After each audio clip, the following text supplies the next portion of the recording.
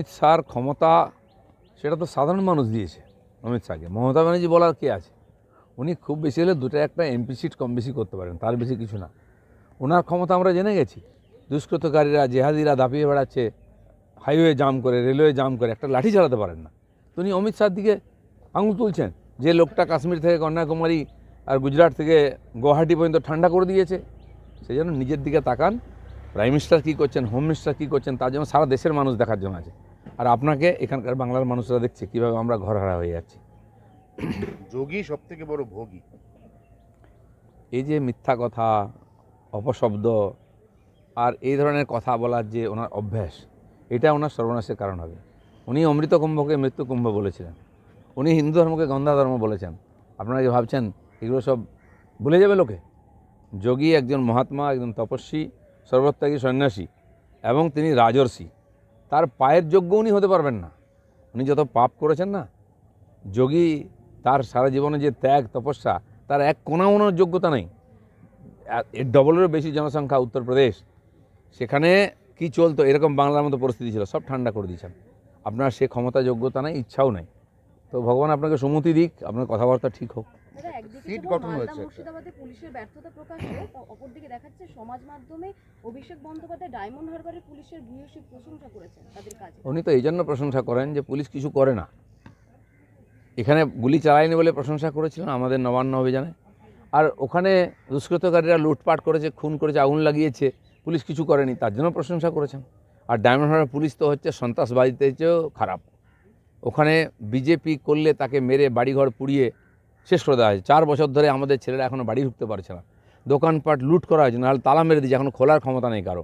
সেজন্য উনি যদি মনে করেন ওটাই পশ্চিমবাংলার নমুনা হবে, এটা আমরা মেনে নেব না সারা পশ্চিমবাংলায়। আর ডায়মন্ড হারবারটাকে সারা পশ্চিমবাংলায় ছড়িয়ে দিতে চাইছেন। আচ্ছা, এখানে একটা সিট গঠন হয়েছে, আপনি তো সিট নিয়ে আগেও বলেছেন। রাজ্য কথায় কথায় সিট গঠন করে 9 অফিসার, তাদেরকে নিয়ে সিট তৈরি হয়েছে। মুর্শিদাবাদ মালদা কি হয়েছে? মমতা ব্যানার্জির এই ফান্ডাটা অনেকদিন চলছে, এর কোনো রেজাল্ট আসে না। এটা বোকা মারাবার জন্য সিট গঠন করা, টাস্ক ফোর্স গঠন করা, এগুলো তাৎক্ষণিকভাবে সমস্যাকে চাপা দেওয়া। কারণ কদিন পরে আপনিও ভুলে যাবেন, আমিও ভুলে যাব।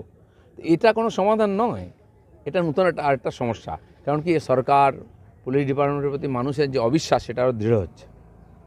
সারা দেশে একদিকে যেমন সুপ্রিম কোর্টে একের পর এক পিটিশন ফাইল হচ্ছে, তেমনই অশান্তিও বাড়ছে। সুপ্রিম কোর্ট অবজারভেশন করেছে যে যদি এখানে মামলাটা চলে, তাহলে তার মধ্যে কেন রাস্তায় নেমে আন্দোলনের যৌক্তিকতা নিয়ে সুপ্রিম কোর্ট। দেখুন, সরকার যখন সিদ্ধান্ত নেয় না, তখন বাধ্য হয়ে লোকে আদালতে যায়।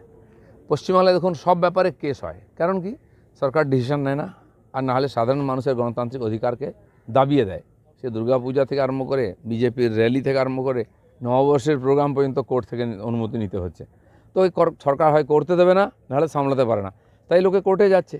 এটা ঠিকই, যদি আপনারা আদালতে বিশ্বাস করেন তাহলে আদালতে জারি যান, সেখানে ন্যায় চান। তাহলে হিংসা করছেন, রাস্তায় নেমে আগুন জ্বালাচ্ছেন কেন, হত্যা করছেন কেন? এরা কোনো কিছুই মানে না। আর মমতা ব্যানার্জিও প্রকাশ্যে বলেন কোর্টকে মানি না। যারা জিহাদিরা করছে তারা বলছে আমরা সংবিধান মানি না। তো এদের কাছ থেকে কী আশা করতে পারি? এরা বলছে কোর্ট মানি না, আবার বাঁচার জন্য কোর্টে যাচ্ছে। সেই নেতারাই কোর্টে গেছেন যারা সংবিধানকে অস্বীকার করেছেন, সংসদকে অস্বীকার করেছেন। হিন্দু, তাদের প্রাণের দাম 10 30 লাখ টাকা, তার মধ্যে একজন এই টাকা মুখের ওপর রিফিউজ করে দিয়েছেন। দেখুন, পুরো হিন্দু সমাজ যেখানে আজকে অসুরক্ষিত, পশ্চিমবাংলা ছেড়ে যাওয়ার মতো পরিস্থিতি হয়েছে, সেখানে 10 লাখ টাকা বা 20 লাখ টাকার কোনো মূল্য নেই। ঠিকই আছে, কেউ মারা গেছে, হত্যা হয়েছে, তার পরিবারকে দেখা সরকারের দায়িত্ব আছে। কিন্তু এরকম ঘটনা ঘটতেই থাকবে, আর সরকার 10 লাখ টাকা দিয়ে নিজের দায়িত্ব শেষ করে দেবে। আরজি করের ঘটনা ঘটলে একটি ডাক্তার মেয়ে, তাকে ডাক্তার তৈরি করতে খরচা করতে হয় 50-60 লাখ, 1 কোটি টাকা। কিন্তু তার চেয়েও যে মূল্যবান জীবন তার একজন ডাক্তার, একজন মেয়ে, তাকেও 10 লাখ টাকা দেওয়া হয়েছিল।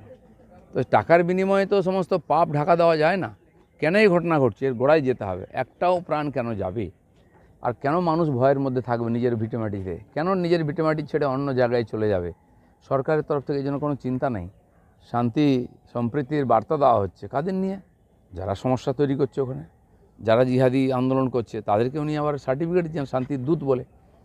কেন কালকে ওখানে যে সম্মেলন করেছিলেন উনি ইমামদের, একটা প্রস্তাব কেন লিখিয়ে দিলেন না যে এই যে ঘটনাগুলি ঘটেছে তাকে আমরা নিন্দা করছি? নিন্দা হয়নি তো, মমতা ব্যানার্জি নিন্দা করেননি, বরঞ্চ এর পিছনে যারা তাদের প্রশংসা করেছেন। সেই জন্য এই ঘটনা ঘটে থাকবে, উনি 10-20 লাখ টাকা দিয়ে হাত দিয়ে ফেলবেন। না, কিন্তু ট্রেন্ড যেটা, এটা প্রথম পশ্চিমবঙ্গে দেখা গেল। এতদিন ওনার অনুদান সবাই নিয়েছে, এই প্রথম অনুদান মুখের ওপর ছুঁড়ে মারা হলো, তাহলে কি বাংলা পাল্টাচ্ছে? না, পাল্টে তো গেছি। আপনি দেখেছেন রামনবমীর আগে মোথাবাড়িতে যে হিংসা হয়েছিল, সেখানকার হিন্দুরা কিন্তু পালিয়ে যায়নি সংখ্যালঘু, সেখানে তারা 20,000 লোক রাস্তায় নেমে তার প্রতিবাদ করেছে, উত্তর দিয়েছে রামনবমী। ঠিক তাই হবে, একটা মানুষের সর্বস্ব চলে গেল, আপনি কিসের দাম দিচ্ছেন? 10 লাখ টাকা, বাড়িঘর চলে গেছে, দোকান চলে গেছে, প্রাণ চলে গেছে, তারপরে 10 লাখ টাকা দিয়ে আপনি নিজের পাপস্খলন করছেন। আর এরকম ঘটনা আরও ঘটবে। সেই জন্য এই ধরনের অপ্রিয় পরিস্থিতির সম্মুখীন হতে না হয়, তার জন্য প্রথম থেকে সাবধান হন। পুলিশের কাছে কোনো খবরই নেই কোথায় মিছিল হবে, কত লোক আসবে, কবে হবে, কতদিন চলবে, খবর নাই নাকি খবর রাখা হয় না, আমরা তো বুঝতে পারছি না এটা। হ্যাঁ, বলছি দাদা, বিএসএফের বিরুদ্ধে বিস্ফোরক অভিযোগ মুখ্যমন্ত্রী। বলছেন যে বাচ্চা বাচ্চা ছেলে মেয়ে, তাদেরকে 5 থেকে 6 হাজার টাকা হাতে ক্যাশ দিয়ে বলছে তোমরা পাথর মারো, এবং ওদেরকে ফেস টুপি পরিয়ে দিচ্ছে। এটা তো উনি কাশ্মীরের গল্প বলছেন। কজনকে এরকম ধরেছেন যারা বলেছে যে আমাদেরকে বিএসএফ টাকা দিয়েছে। আরেকজন ওনার আবার বড়বলা মহামন্ত্রী আছেন, তিনি বলেছেন নাকি হাওয়াই চপ্পল পরে বিএসএফ এসেছিল। উনি ফটো তুলেছেন, কারো ধরা পড়েছে কেউ? আহম্মকের মতো কথাবার্তা বলে নিজের মূর্খতা কেন জাহির করেন আপনারা? বাঙালি এখন আর ঘাসে মুখ দিয়ে চলে না, তারা এই ঘটনার থেকে শিক্ষা নিয়েছে, জীবন দিয়ে, প্রাণ দিয়ে, সম্পত্তি, ধন সম্পত্তি দিয়ে শিক্ষা নিয়েছে। আপনাদের মতো বাচালদের কথা তারা বিশ্বাস করে না। আমি বলছি, এত অভিযোগ করা যে বিজেপি, কংগ্রেস, বিএসএফ, কজনকে অ্যারেস্ট করেছে পুলিশ? তার মধ্যে কজন বিজেপি, কংগ্রেস পাওয়া গেছে? আপনি করাচ্ছেন, আপনার লোকেরা করাচ্ছে। অমিত শাহের ক্ষমতা খর্ব করতে বলছেন মমতা, বলছেন যে অমিত শাহ হামাগুড়ি দেয়, অমিত শাহ এই করে সেই করে। মমতা বলার কি? ওনার কী ক্ষমতা আছে? তার পার্টিতে তাকে মানে না লোকেরা, পার্টিতে চুলোচুলি কামড়াকামড়ি হচ্ছে, সরকারে কেউ মানে না, তার নিজের ক্ষমতা বলে কিছু নেই। তিনি কাকে আঙুল তোলাচ্ছেন? কোথায় নেতাজি আর কোথায় পিঁয়াজি?